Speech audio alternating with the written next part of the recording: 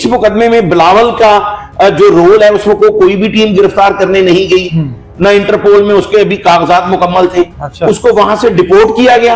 आफ्ताब फुलरवान जो FP organise crime है वो लीड कर रहे थे। उसके बाद एफआईए की टीम भी मौजूद थी वहां पे। बिलावल ने रेंटेड गाड़ी ली थी और वो वकुआ के बाहर उसी गाड़ी में मौजूद था। उसे डिपोर्ट किया गया और वहां से सिर्फ इन्फॉर्म किया गया। लाहौर एयरपोर्ट पर जो इमिग्रेशन अमला है, एफआईए वाले जो हैं, उनको इन्फॉर्म किया गया कि लाहौर चूंग में एक मर्डर है। अब जो भी इदारे इसको अपना नाम लेकर ये कह रहे हैं कि जी हमारी टीम गई, कोई टीम नहीं गई, पाकिस्तान से बाहर कोई टीम नहीं गई। मैं हूं बिलाल जफर। नाज़रीन, अमीर बालाज कत्ल केस के बाद बहुत अरसे की जो है वो खामोशी देखी जा रही थी और बहुत सारे लोग बेचैन थे कि ये खामोशी क्यों है, क्यों सुलह की आवाज कोई नहीं आ रही। लेकिन यही बातें चल रही थी तो पता लगता है कि एक मुल्जिम बिलावल, जिसको पूरे केस में डिस्कस तो नहीं किया जाता रहा, लेकिन उसको पुलिस जो है इंटरपोल के थ्रू गिरफ्तार करके लेके आई है। ये बिलावल कौन है, किसका रिश्तेदार है, इस केस में क्या किरदार है इसका। जिस वक्त अमीर बालाज को मर्डर किया जाता है, मुजफ्फर उस पर फायरिंग करता है, उस वक्त बिलावल कहां पर मौजूद था। आज मेरे साथ सीनियर क्राइम रिपोर्टर और तजियाकार शराज निसार साहब मौजूद हैं। इनसे ये सारी बातें पूछते हैं और आप तक पहुंचाते हैं कि अमीर बालाज कत्ल केस जो है अभी तक उसकी कड़ियां मिलती जा रही हैं, आगे से आगे मुल्जिमान पकड़े जा रहे हैं। अस्सलाम वालेकुम शराज भाई। वालेकुम अस्सलाम जी। अच्छा शराज भाई, सबसे पहले बताएं कि ये बिलावल, इसको पूरे केस में डिस्कस भी नहीं किया जाता रहा और उसके बाद अब अचानक से ये जो है इसको गिरफ्तार किया गया और इंटरपोल के थ्रू लेके आया गया। आपके पास क्या मालूमात हैं? बिलाल, बहुत शुक्रिया। सबसे पहले तो हमें ये चाहिए कि हमारे पास जो पेट इंफॉर्मेशन हो, जिसे इन्वेस्टिगेट किया गया हो, वो हम अवाम तक पहुंचाएं। जहां तक बिलावल की बात है, कोई इंटरपोल अभी तक तो उसकी रेड वारंट ही नहीं थे, वो इश्तहारी था, लेकिन पाकिस्तान की हद तक अभी उसके रेड वारंट जारी होने थे, उसको पकड़ने जाना था। बिलावल जो है वो दुबई से अमान गया और वहां पर वो अमान की जो इंटेलिजेंस है, उन्होंने जब उसको चेक किया तो वो लाहौर जो चूंग में मुकदमा दर्ज है उसमें इश्तहारी निकला और वहां कोई लाहौर से टीम ना पुलिस की गई है, ना ऑर्गेनाइज क्राइम की गई है, ना एफआईए की गई है, ना ही कोई इंटरपोल गया है वहां पे।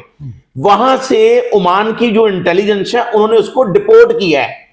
मैं आपके प्रोग्राम की वसातत से ये बता रहा हूं कि उसे डिपोर्ट किया गया और वहां से सिर्फ इन्फॉर्म किया गया। लाहौर एयरपोर्ट पर जो इमिग्रेशन अमला है, एफआईए वाले जो हैं, उनको इन्फॉर्म किया गया कि लाहौर चूंग में एक मर्डर है। अब ओमान वाले जो है उनको इस मर्डर की इतनी अहमियत का अंदाजा नहीं है कि इतना हाई प्रोफाइल केस है। अब उसके बाद जो भी इदारे इसको अपना नाम लेकर ये कह रहे हैं कि जी हमारी टीम गई, कोई टीम नहीं गई, पाकिस्तान से बाहर कोई टीम नहीं गई, उसको इंटरपोल ने लाना था जब उसके रेड वारंट जारी होते और वो सारा प्रोसेस मुकम्मल होता। बिलावल का जो किरदार है, मेरी DIG organise crime Imran Kishwar से भी इस हवाले से बात हुई है, उन्होंने इस बात की तस्दीक की, चूंकि जो पैनल ऑफ ऑफिसर है वो बनने से पहले ये सारी तफ्तीश जो है वो सीई ऑर्गेनाइज क्राइम कर रहा था, जिसकी सुपरविजन इमरान किश्वर कर रहे थे। इमरान किश्वर ने मेरे साथ बात करते हुए इस बात की तस्दीक की है कि बिलावल को जो ज़िमनियों में लिखा गया, इसका जो किरदार था, जो रोल था उस वक्त, वो ये था कि इसने रेंटेड गाड़ी ली और ये ड्राइवर था और वहां से ये वकुआ के बाद भाग गया। अब उसके बाद इसको सप्लीमेंट्री स्टेटमेंट, पहले मुकदमा जो दर्ज हो गया उसके बाद सप्लीमेंट्री स्टेटमेंट, जिसे ततीमा बयान कहा जाता है, उस ततीमे बयान में इसको नामजद किया गया और आफ्ताब फुलरवान जो एसपी ऑर्गेनाइज क्राइम है वो तफ्तीश करते रहे। एहसन शाह जब पकड़ा गया तो उसकी भी तफ्तीश उन्होंने की।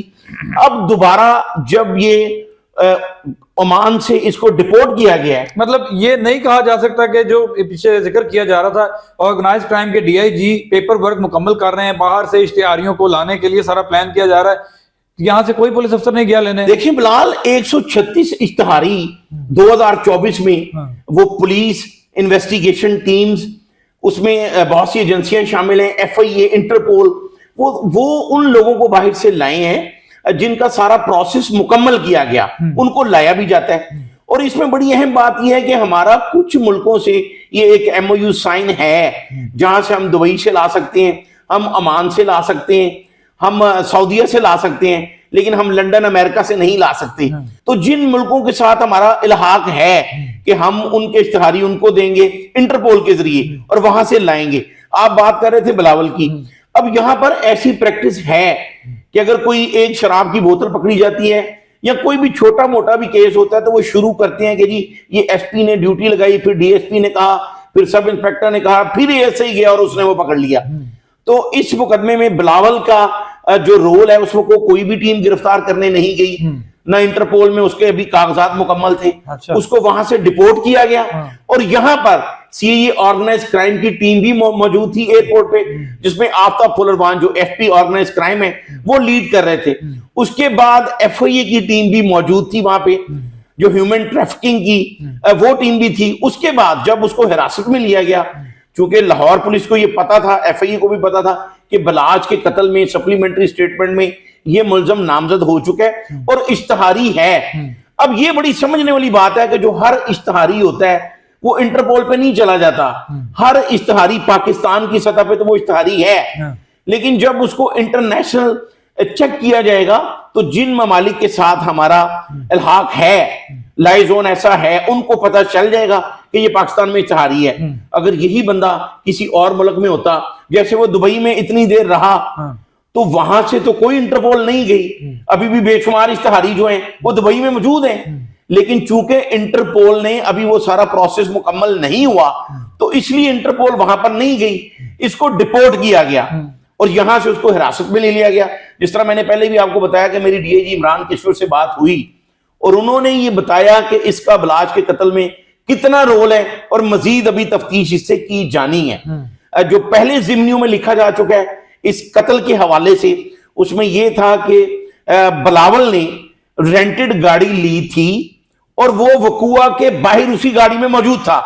अब उसने वहां पे क्या करना था, वो किसको लेकर आया, ये इमरान किशोर जो डीआईजी ऑर्गेनाइज क्राइम है वो अपनी सुपरविजन में तफ्तीश कर रहे हैं और वो आइंदा चंद रोज में इस हवाले से प्रेस कॉन्फ्रेंस भी करेंगे और सबको बताएंगे कि असल हकाइक क्या है, इसका रोल क्या था।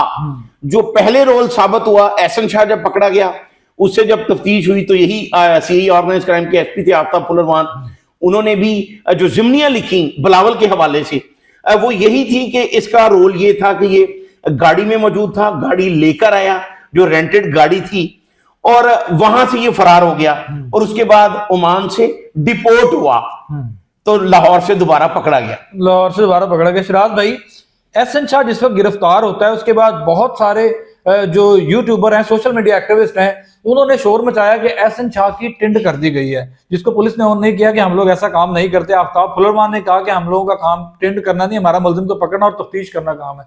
लेकिन बिलावल की भी जो है वो तस्वीर दिखाई गई, उसमें जगह जगह से बाल काटे में टिंड की गई उसकी। इसको कौन ऑन करेगा, किसने की गई है, क्या ऐसा सीन है? देखिए, बिलावल को जब डिपोर्ट किया गया तो इसने अपना जो आईडी कार्ड और पासपोर्ट पे हुलिया था वो चेंज किया हुआ था।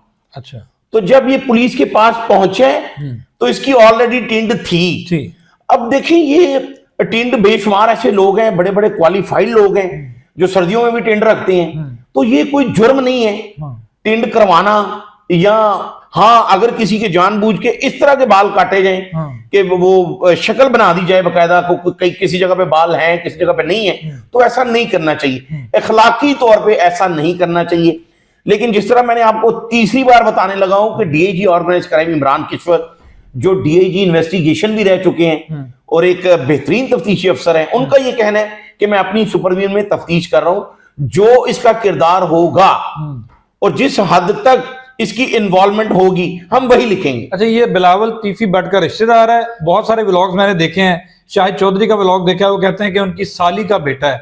आपके पास क्या मालूमात है? देखें जी, वो करीबी अजीज तो सुनने में आ रहा है, लेकिन हम इस बात की तस्दीक इसलिए नहीं कर सकते कि ना तो हम उस शादी में मौजूद थे, ना हम बाकी फैमिली को जानते हैं, तो इसलिए ये बात सामने आ रही है जो पुलिस अफसर बता रहे हैं कि ये करीबी अजीज है। लेकिन अब इसका रोल क्या है वो आगे तफ्तीश में पता चल जाएगा। आगे तफ्तीश में पता चल जाएगा। आखिर में मुझे ये बता दे शराज भाई कि आज फरवरी स्टार्ट हो गया है, 1 साल कमोबेश बलाज को जो है वो मर्डर हुए हो गया है।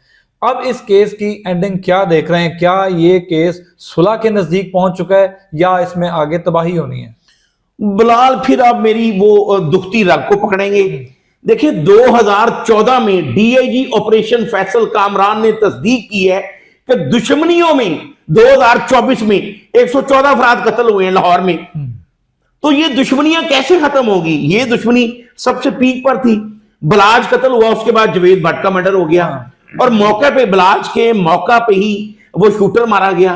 उसके बाद एहसन शाह उसका कत्ल हो गया, एक मुबैना पुलिस मुकाबला हो गया।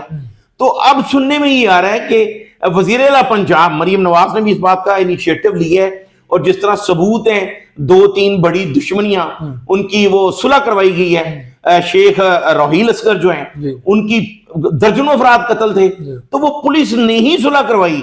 लॉ एंड ऑर्डर की सिचुएशन को कंट्रोल करने के लिए उनको टाइम दिया गया, एक मिसाल बनाई। वो दुश्मनी लाहौर की बड़ी दुश्मनी थी कि आपके पास 24 घंटे हैं, आप सुलह कर लें, और हो गई, आज तक कायम है। इससे अगर पहले की बातें करेंगे तो कैप्टन अमीन विंस जो सीसीपी लाहौर थे उन्होंने सुलह करवाई। आईजी पंजाब ने कहा, साबिक आईजी ने, कि पुलिस लाइन में सुलह हुई। कसूर ग्रुप में 50 के करीब अफराद मर्डर थे, वो भी सुलह आज तक कायम है। तो ये अगर पुलिस वाले चाहें तो ये तमाम सुलह हो सकती है और लॉ एंड ऑर्डर की सिचुएशन को कंट्रोल भी इसी सूरत किया जा सकता है जिस तरह डीआईजी ऑपरेशन फैसल कामरान ने पुलिस लाइन किला गुजर सिंह में इस बात की तस्दीक की है और तमाम लाहौर के एसपी वहां पर मौजूद थे कि अब किसी को इस तरह लॉ एंड ऑर्डर की सिचुएशन खराब करने की इजाजत हरगिज नहीं दी जाएगी। और अगर किसी पुलिस ऑफिसर ने किसी भी दुश्मनदार की गैर कानूनी सरपरस्ती करने की कोशिश की तो उसके खिलाफ सख्त कार्रवाई की जाएगी। अगर इस पे अमल दरामद हुआ तो मैं आपको यकीन से कहता हूं कि ये जो दुश्मनी है ये भी सुलह में जाएगी, ये भी सुलह में जाएगी। नाज़रीन, बिल्कुल बात हो रही थी बिलावल की, तो जो हमारे पास मुसद्दका इत्तलात आई थी कि जिस वक्त बलाज अमीर को कत्ल किया जाता है उस वक्त मुजफ्फर नामी बंदा जिसने बलाज पे अटैक किया उसको मारने के लिए जो है और लोग मौजूद थे जिनको बिलावल ने वहां से लेकर जाना था। लेकिन पुलिस की तफ्तीश अभी जारी है। सीआईए ऑर्गेनाइज क्राइम जो है इसको बहुत बारीक बीनी से देख रहे हैं। तफ्तीश के बाद ही पता लगेगा कि असल हकायक क्या है, बिलावल का कितना किरदार है। शराज साहब ने और मैंने जो आपकी नजर सारी मालूमात की है ये इसलिए कि इस केस के बारे में लोग तरह तरह की बातें कर रहे हैं। बहुत सारे लोग तो ये कह रहे हैं सुलह हो चुकी है, बहुत सारे लोग कह रहे हैं सुलह होनी ही नहीं है। तो ये सारी मालूमात जो है ये आप तक पहुंचाना हमारा फर्ज है। तो मिलता है नए टॉपिक नई स्टोरी के साथ, तब तक के लिए इजाजत दीजिए। अल्लाह हाफिज।